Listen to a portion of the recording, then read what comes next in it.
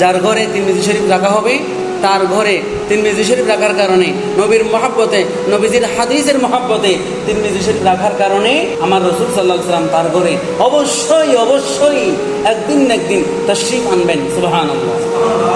এই তিরমিজি শরীফে আমার রাসূল সাল্লাল্লাহু আলাইহি ওয়াসাল্লাম ঘোষণা দিয়েছেন, ইগতানিম খামসান ক্বাবলা খামসিন, পাঁচটি বিষয়ের আগে মূল্যায়ন করো, কাজে লাগাও, সম্মানিত করো, ব্যবহার করো।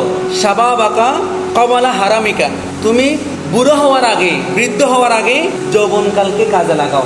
সুবহানাল্লাহ। অন্য হাদিসে আছে যৌবনকালের ইবাদত বয়স্ক মানুষের ইবাদতের চেয়ে অনেক গুণ বেশি উত্তম। সুবহানাল্লাহ।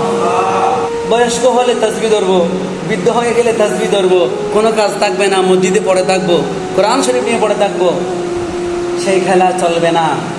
ওয়াসিহাতাকা ক্বাবলা সুকমিকা, অসুস্থ হওয়ার আগেই সুস্থটাকে টেক কেয়ার করো, যত্ন নাও। সুবহানাল্লাহ। ঘুমানোর আগে এবং ঘুমানোর পরে খালি পেটে এবং প্রত্যেকবার যতবার আপনি যে কোনো খাবার খাবেন, নাস্তা খাবেন, ভাত খাবেন, প্রত্যেকবার খানার আগে পানি খাবেন, আপনি কখনোই অসুস্থ হবেন না। সুবহানাল্লাহ। ওয়াগিনাকা ক্বাবলা ফাকরিকা, অসচ্ছলতা আসার আগে সচ্ছলতাকে ধরে রাখো, মূল্যায়ন করো।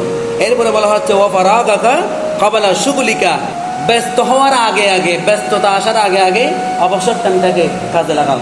এই পর্যন্ত 4টা পয়েন্ট বলার পরে সর্বশেষ লাস্ট যে পয়েন্টটা বলেছেন আমার রাসূল, যে ওয়াহায়াতাকা ক্বাবলা মৌতিকা, তোমাদের মৃত্যু হওয়ার আগে মৃত্যু আসার আগে তোমাদের হায়াতকে, জীবনটাকে মূল্যায়ন করো।